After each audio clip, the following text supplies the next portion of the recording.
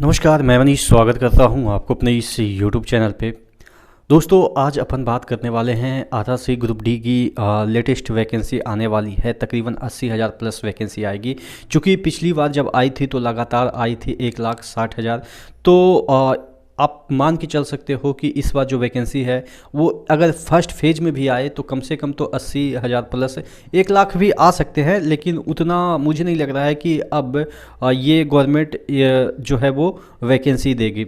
हाँ, वो दो बात करके आए तो हो सकता है 1,00,000 प्लस आ जाए, लेकिन फर्स्ट बार आएगी तो कम से कम तो 80,000 प्लस वैकेंसी आएगी। तो हम इसमें बात करने वाले हैं एज रिलैक्सेशन, एज क्राइटेरिया या आपके नए नए चेंजेज होंगे इसमें पिछली बार के बनिस्पत। यहाँ पे आपको आईटीआई या नॉन आईटीआई वाले के लिए कितना जो वैकेंसी है वो होगा, तमाम चीज़ों के बारे में डिस्कस करेंगे। इससे पहले की वीडियो शुरू हो, मैं आपको बता दूं कि टेक्स्ट बुक का फ्यूचर ऑफिसर सेल जो है वो चल रहा है, जो कि 22 से 24 दिसंबर के बीच चलेगा। यहाँ पे आपको ईयरली मॉक टेस्ट पास का जो दाम 499 था, यानी कि 499 था, उसको घटा के 314 कर दिया गया है। ईयरली जो प्रो पास था उसका जो दाम 699 था, उसको घटा के 449 यानी कि 450 के अराउंड कर दिया गया है। मनीष कूपन कोड यूज करते हैं तो 10% का एक्स्ट्रा डिस्काउंट मिल जाता है। प्रो पास का मतलब ये होता है कि कोई भी आप अगर मॉक टेस्ट लगाते हैं उसको आप अनलिमिटेड बार लगा सकते हैं। अनलिमिटेड बार आपके रैंक जो है वो अपडेट हो जाएंगे, यानी कि जितना बार आप चाहें उतना बार आप एक ही मॉक टेस्ट को लगा सकते हैं। तकरीबन 700 प्लस एग्जाम के लिए 70,000 प्लस मॉक टेस्ट मिल जाते हैं। 10 लाख प्लस एक्टिव यूजर मिल जाते हैं जो कि हर एक एग्जाम के लिए फाइट कर रहे होते हैं, जिससे कि आपको एक्चुअल जो आपका लेवल है कि कहाँ पे आप स्टैंड करते हैं इंडिया में कंपटीशन में, कहाँ पे आप स्थिर हैं या खड़े हैं, तो वो आपको यहाँ पे डिटेल में पता चल जाता है। एक एक क्वेश्चन का डिटेल एनालिसिस मिल जाता है, डिटेल विथ टिप्स भी मिल जाता है, जिससे कि आपको बहुत सारे जो कंसेप्ट है वो सीखने को मिलेगा। नीचे डिस्क्रिप्शन बॉक्स में लिंक दिया हुआ है, जल्दी से इस ऑफर को ग्रैब कर लीजिएगा। मनीष कूपन कोड जरूर यूज कीजिएगा। देखिए, सबसे पहले मैं आपको बता दूं कि जो एज की हम बात कर लेते हैं, तो एज अगर हम बात करें पिछले नोटिफिकेशन की, तो एज आपके 33 वर्ष मैक्सिमम रखे गए थे, 18 से 33, यानी कि यूआर कैटेगरी वाले 33 वर्ष, जो कि जनरली आप कह सकते हैं रेलवे में अधिक दिया जाता है। आप देखेंगे एसएससी जीडी में तो उतना नहीं मिलता है, हालांकि वो अलग वैकेंसी है, वो आर्म फोर्स की वैकेंसी है, तो ऑब्वियस है उतना एज तो नहीं मिलना चाहिए। लेकिन अगर हम एसएससी की ही बात कर लेते तो एसएससी में भी मैक्सिमम 30 जाता है, 33 नहीं जाता। 3 साल का ऑलरेडी यहाँ पे एज रिलैक्सेशन मिल रहा है। चूँकि एसएससी में वैकेंसी रेगुलर आती है तो एज रिलैक्सेशन का वहाँ पर मुद्दा ही नहीं रहता है।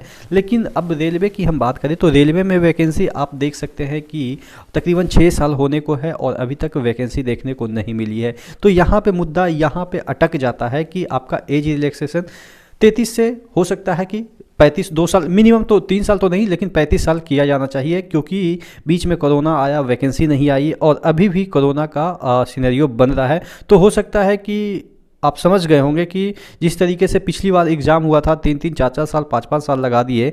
हो सकता है कि अगर यहाँ पे कोरोना का सिनेरियो आए तो इलेक्शन तो हो जाएगा, लेकिन आपका एग्जामिनेशन कोरोना की वजह से पोस्टपोन किया जाएगा और फिर वह 50-50 का रेशियो बुलाएंगे, वो अलग मुद्दा है। हालांकि ये अभी का मुद्दा नहीं है, ये आपके वैकेंसी आने के बाद के मुद्दे हैं। कोरोना इफेक्ट की हम बात करें तो चलिए, तो ये हो गया एज की बात करें कि एज आपका जो है वो मिनिमम 35 मतलब मैक्सिमम 35 तो होना चाहिए अगर हम एज रिलैक्सेशन की बात करते हैं। नहीं भी अगर होता है तो 33 तो ऑब्वियस है 100% होगा ही, क्योंकि 33 तो पिछले नोटिफिकेशन में ही है। और ओबीसी वगैरह की बात करें तो उनको तो एज रिलैक्सेशन से मतलब ही नहीं, क्योंकि ऑलरेडी उनका 3 मतलब कि उसमें ऐड हो जाता है। और अगर हम बात करें SC ST वगैरह का तो इन लोगों को तो एज का इशू ही नहीं है, क्योंकि और भी जो कि इनको आरक्षण मिलता है 5-10 जो भी वर्ष होता है, PH वाले वगैरह वगैरह।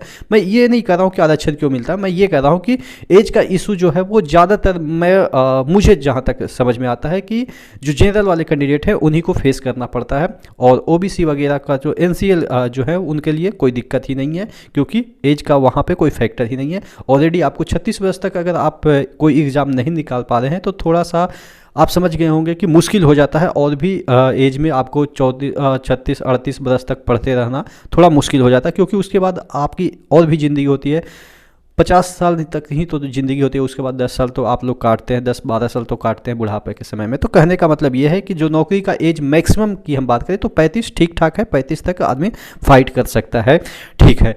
तो ये है एज की बात करें। तो अब बात कर लेते हैं कि कौन को क्या यहाँ पे नॉन टेक बोले तो क्या आईटीआई जो पास नहीं है उनके लिए वैकेंसी आएगी। तो मैं आपको बता दूं कि नॉन आईटीआई वाले के लिए भी वैकेंसी आएगी, लेकिन ऐसा नहीं है कि सभी वैकेंसी आपके आईटीआई पे ही आएगी।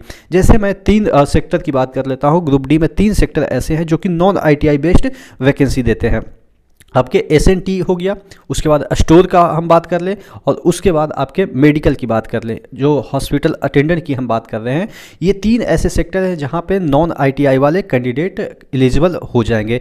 चूंकि नंबर ऑफ़ वैकेंसी यहाँ पे कम होते हैं, आपने देखा होगा कि एलपी टेक्नीशियन में एसएनटी फिजिक्स वाले जो 12th फिजिक्स से जिसने किया है, आईटीआई नहीं किया, उसके लिए भी द्वार खुले हुए थे और वहाँ पे कट ऑफ काफ़ी हाई गया था। पिछली बार की हम बात करें तो 80+ अराउंड चला गया था, और आईटीआई वाले के लिए 35-34 ऐसे ही कट ऑफ गए थे। तो आप समझ सकते हैं दुगना से भी ज़्यादा कट ऑफ चला जाता है नॉन आईटीआई वाले बंदे के लिए, क्योंकि नंबर ऑफ़ सीट्स काफ़ी कम होते हैं और नंबर ऑफ़ एप्लीकेंट काफ़ी ज़्यादा होते हैं। इस वजह से नॉन आईटीआई वाले जो कैंडिडेट है वो थोड़ा सा आप मान के चलो कि आप अगर तगड़े हो तभी आपका सिलेक्शन होगा, नहीं तो बिल्कुल आप भूल जाओ। क्योंकि हालांकि नंबर ऑफ सीट्स तो ज़्यादा होंगे, लेकिन आपके एप्लीकेंट भी तकरीबन 1.25 करोड़ से कम नहीं इस बार होंगे। पिछली बार ही करोड़ पार हो चुका था, ठीक है। तो ये है सिनेरियो कि 3 सेक्टर में आपके नॉन आईटीआई, बाकी जितने भी आपके इंजीनियरिंग ट्रैफिक हो गया, या इंजीनियरिंग मैकेनिकल हो गया, या सिविल हो गया, या जो भी रेलवे का मतलब ही होता है इंजीनियरिंग, ज़्यादातर वैकेंसी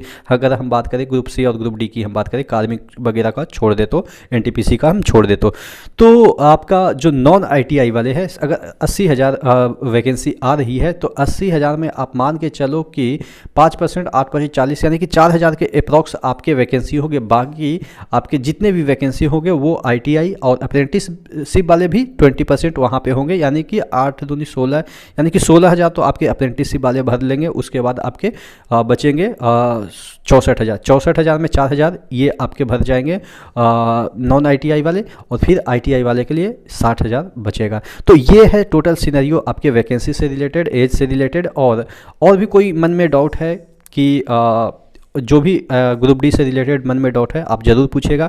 बहुत सारे बोल रहे थे कि सर ये वाला आईटीआई करे हैं, वो वाला आईटीआई करे हैं, क्या एलिजिबल होंगे, क्या अपने ही ट्रेड में एलिजिबल होंगे। तो मैं आपको बता दूं कि यहाँ पे ट्रेड वाई कोई वैकेंसी, पिछला नोटिफिकेशन आप देखेंगे तो ऐसा नहीं है कि आपने एसी से अगर आईटीआई कर रखा है तो आप डीजल वाले में नहीं एलिजिबल है, ऐसा नहीं है। आपने कोई भी आईटीआई कर रखा है जो कि रेलवे के अकॉर्डिंग है, रेलवे के अकॉर्डिंग, तो आप कोई भी पोस्ट के लिए, ट्रैक मेंटेनर से लेके ब्रिज असिस्टेंट से लेके ट्रैफिक के जितने भी हो गए सभी के लिए आप एलिजिबल हैं, ठीक है। तो आशा करते हैं चीज़ें समझ में आई होगी। नेक्स्ट वीडियो मिलते हैं, तब तक के लिए जय हिंद।